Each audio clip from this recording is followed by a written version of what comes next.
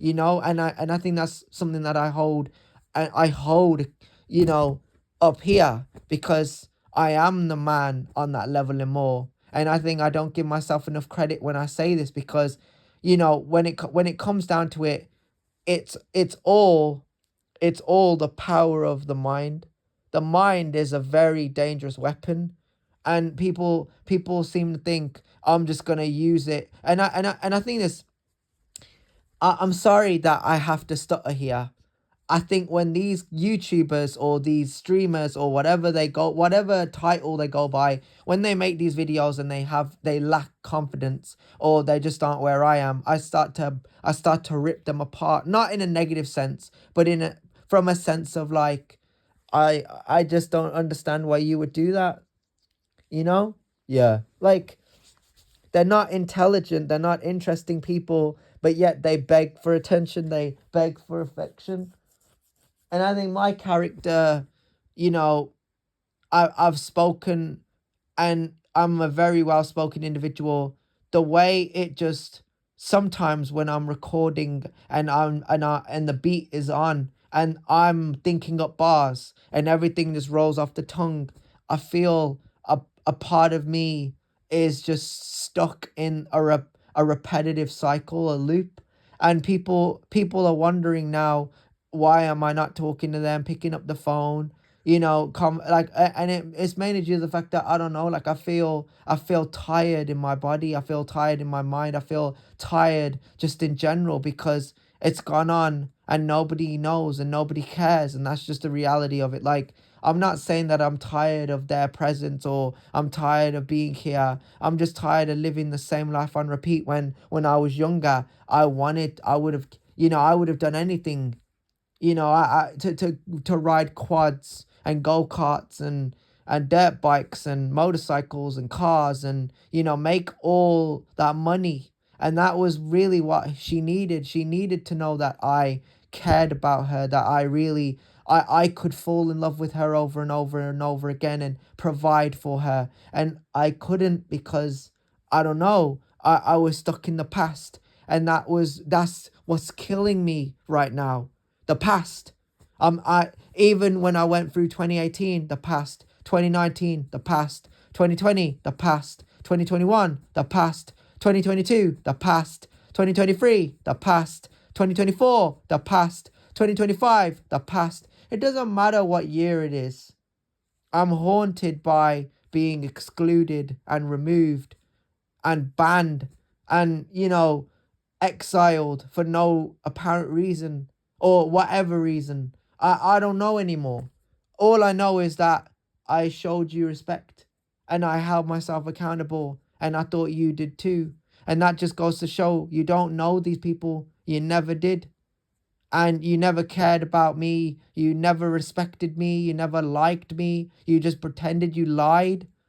And this is what I'm starting to understand. I'm starting to understand that when I'm in character and I expose them and I do what I do, I don't like, I could never change the narrative. That's why I'm so sick of this narrative, because I just repeat myself. But it's so true. Because what you got to understand with a lot of these guys is they aren't built to commit to you. They aren't built to be loyal to you. They aren't built to be truthful to you. But then if somebody goes, could you spend the rest of your life? And this is a hypothetical. We're shooting from the hip. If somebody asks me a question and I'm on the spot, and I've got to say it with so much confidence, but to tell the truth of, first and foremost, I've got to tell the truth now, right? If somebody was to go, could you be, and this is for anyone, right? But I'm a lean on the girl that I'm in love with right now. Could I be, I don't know, let's say, faithful, loyal, honest, committed, you know, a man on her level and more? If somebody was to ask me that question, could I be for the girl I love right now? Or, let's say this, Becky, right? Could I tick all those boxes? And the answer to that question is absolutely. In a heartbeat. an immediate yes. And the reason I say that, and I have to say that with conviction, I'd have to no, because some guys just sit there and they're like, because sometimes guys just play around with the idea of being with girls. They do.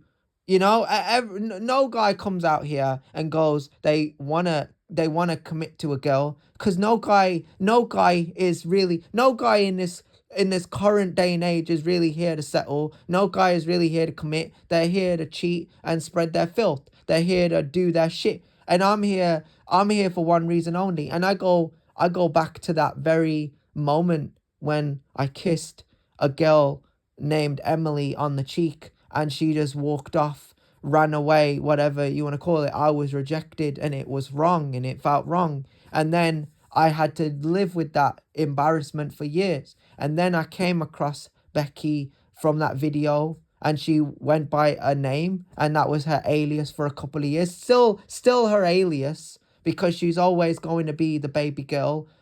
She's always going to be my favorite baby girl, and she's the only girl that I really love, right? But she posted stories about high school love and all that, and I went and I read it, and I went, I really kissed the wrong girl. I really looked over at the wrong girl. I was interested in, probably infatuated, whatever the word may be, with the wrong girl. And I never knew a girl like Becky, who is 2 years younger than me, might I add. She's 25, I'm 27. I never knew Becky existed. And the insane part is I could have been with her.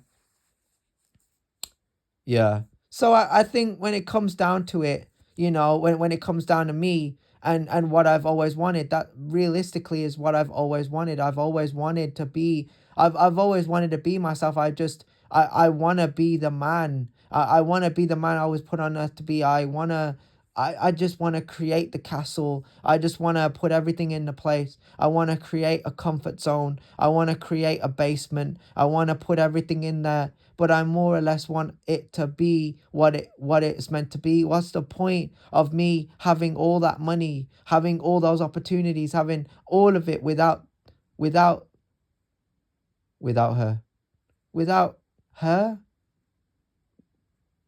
And that hurts, because I wanted to take her out on date nights. I wanted to buy her flowers. I wanted to write her love notes and love messages and love letters. And I think the emphasis will always be on I love you, Becky. I think the emphasis will always be I love her so much. And I think that's really it. And people just don't understand this. I don't want to talk about it, bro. I'm just saying, like, I'm going through some really difficult stuff. Like, I've come to a realization that everybody's two-faced, everybody's fake, nobody cares anymore. We don't live in a generation, love, and I don't ever think that we will.